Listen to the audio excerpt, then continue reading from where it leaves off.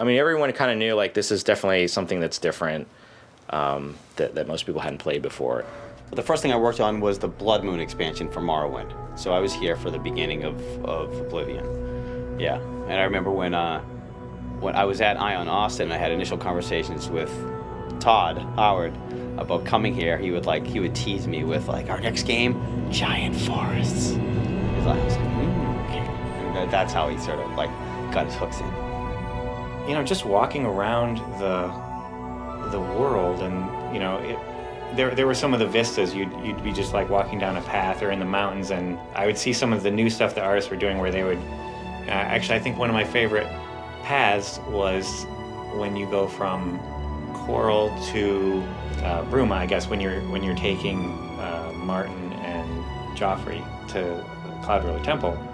And, you know, for a long time that was just sort of a sketched out path through the landscape, and then at some point, you know, the world artists went through and they, like, did it for real. And then the next time I went in there, I was like, wow, there's, like, waterfalls and, like, cool rope bridges over chasms, and, you know, it felt like I was exploring a real place.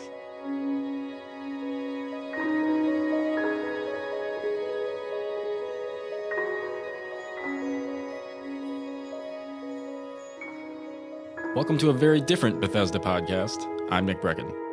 Today we celebrate the 5th anniversary of the Elder Scrolls IV Oblivion in 2 parts. And if you like what you hear, please send us feedback on Facebook, Twitter, or bethblog@bethsoft.com. Later on in the show, Todd Howard and Pete Hines will talk with Matt and I about their memories of making the 4th Elder Scrolls game. But first, Part 1, a conversation with several key members of the team that worked on the project, beginning with some thoughts on the challenges they faced and the obstacles they overcame to create Oblivion.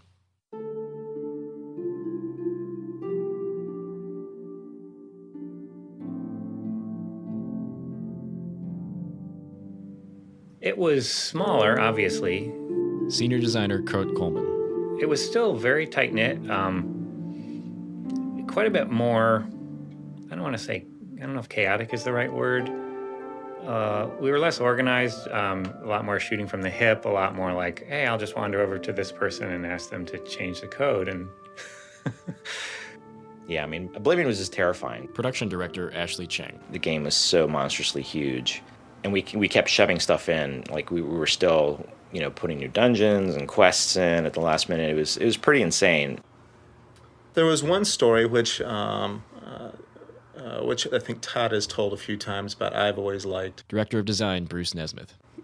He was fighting some guy in a house, and the NPC ran out of the house, was gone for a while. So Todd starts to loot the room.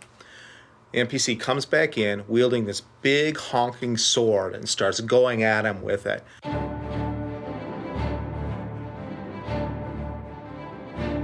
And Todd was like, what the heck happened here? It took about a day to pin it down, but we had some of the code ratcheted up pretty high for AI, and the NPC knew he didn't have a weapon, so he went and found a weapon in the house next door, ran out of the building, ran next door, stole the sword, came back into his own house, and then attacked him.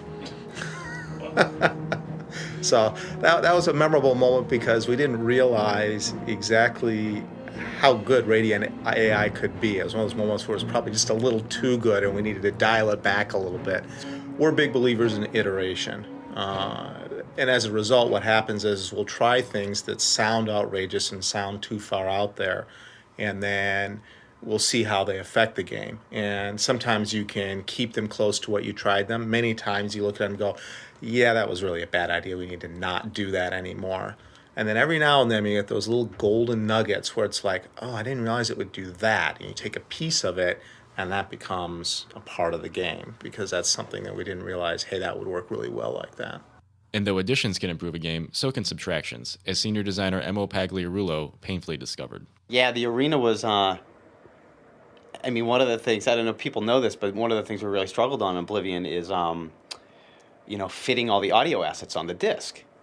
And we had too much dialogue. And the arena that's in the game, that's in Oblivion, is in the Imperial City.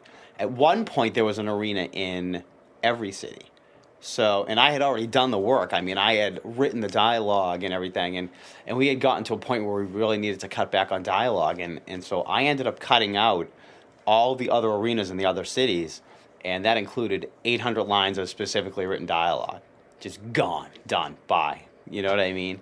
So that was painful. But it was actually the right choice because I think, having one arena in the game was much more manageable and much more fun from a player standpoint, too. So I think it's one of those things where a crappy situation led to a better game, But it was definitely painful when it happened, though, yeah. Dark Brotherhood was cool because I took a different approach. Like, I didn't know a lot about the Elder Scrolls lore. So I took a step back from it, and I grew up a good Catholic boy in Boston. So if you look at the fiction of the Dark Brotherhood that's in Oblivion, it's actually a sort of like dark perverted version of the Catholic Church. There's the Sithis is God and the Night Mother is Mary, and I just sort of took those experiences and sort of flipped them around.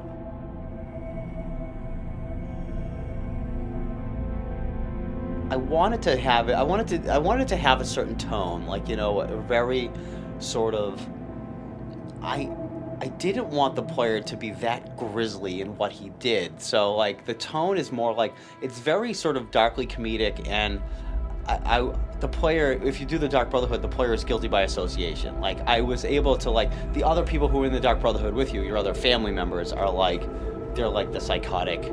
Like, there's the one guy who talks about, killing a little girl at her birthday party, and there's everybody else is way more evil than you, but you feel guilty by association just by hanging around them.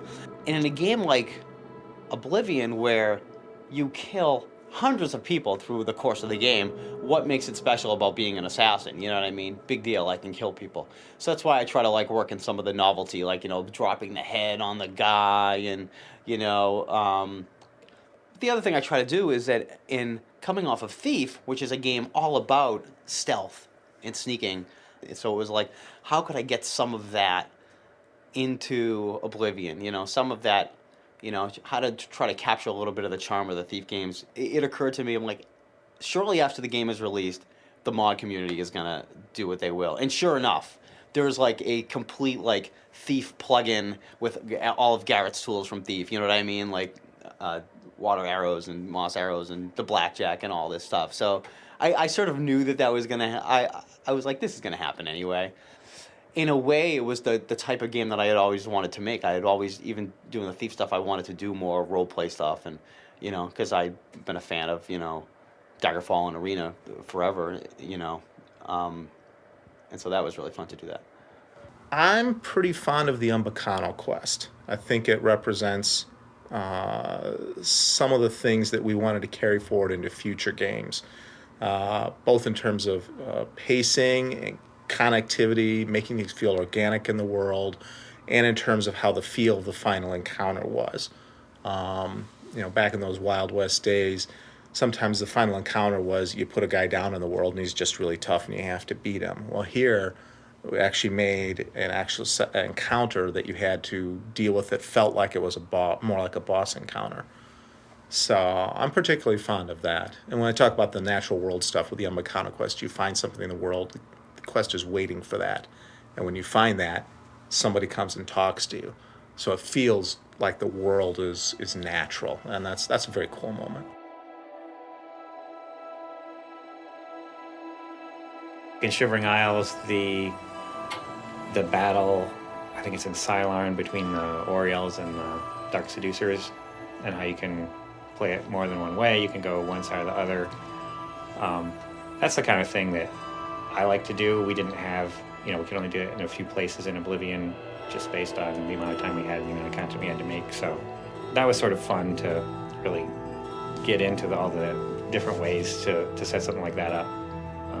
Even something as this is art related, but it was one of the cooler things I think in Shivering Isles at the very beginning, when the room around you explodes into butterflies. Yeah. That's based on our effects artist having figured out all the different tricks you can pull in the engine and sort of going pulling out all the stops on that one. Knights of the Nine was more of a... I liked that one a lot. It was done really fast with a very few people, and I think it doesn't really show that.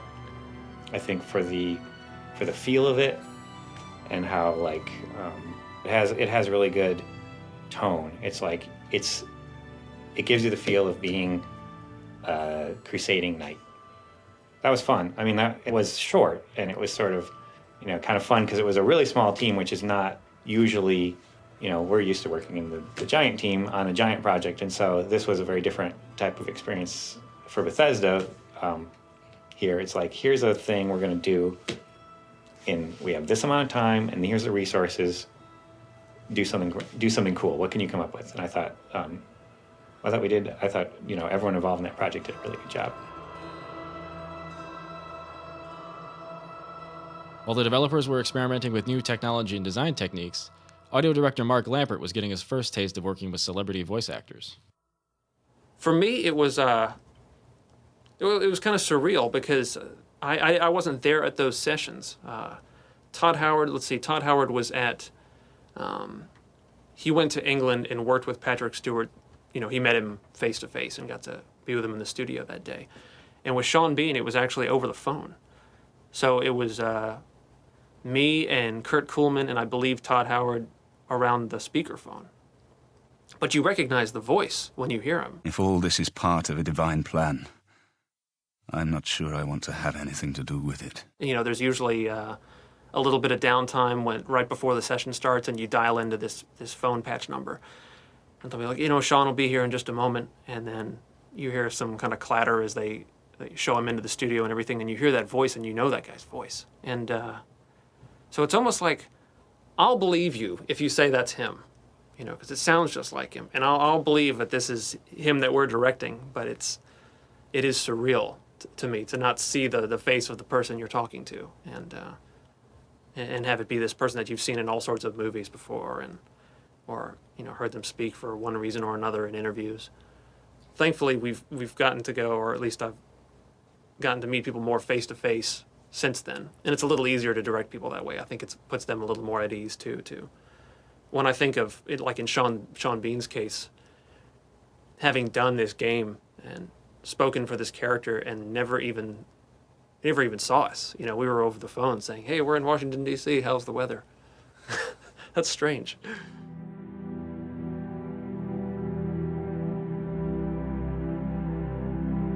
The E3 demo of 2005 is burned into the minds of team members more than any one moment in the development of Oblivion. The demo would be the first time the world would get a look at the game, and required the involvement of nearly every department of the studio. Complicating things, the demonstration was drastically altered with only days to spare. What I remember from it was a ridiculous amount of work for everyone. And there were last-minute changes that were caused a lot of trouble, but were well worth doing. And all of that happened within a very short amount of time. I'm not sure my memory is quite accurate. I think that it was like literally the weekend before it had to be done. Like it was being, the discs and machines were leaving on like Wednesday. And this was on a Friday night when Todd was like, "Hey, Kurt, come over here. Eastwan's done this cool thing. You got to see this. This is what the demo is going to be." This is when, and I thought, it's Friday night. We've got a few days yet. Things are looking good. It's pretty much close to polished. And then we scrapped that whole thing and started fresh with just 3 or 4. That was probably a good month's work. Not solid month, obviously, because I was doing other things, but I'd work on it, polish it, iterate on it as we went along. So that was. Did you think you were actually going to make it? I don't know. And I was asking Todd after we published that, like, how do you remember that? I remember sort of storming out of the office cursing, but I don't remember obviously I came back, but I don't really remember if anyone thought geez, I wonder if Kurt's coming back.